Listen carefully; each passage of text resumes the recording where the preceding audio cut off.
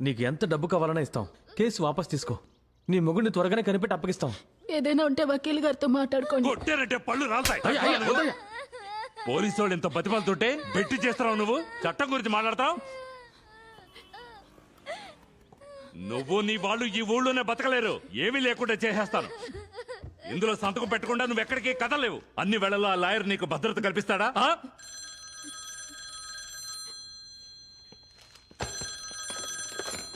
Hello డీజీపీని మాట్లాడుతున్నానయ్యా. Sir నమస్కారం sir. అయ్యా DGP గారు.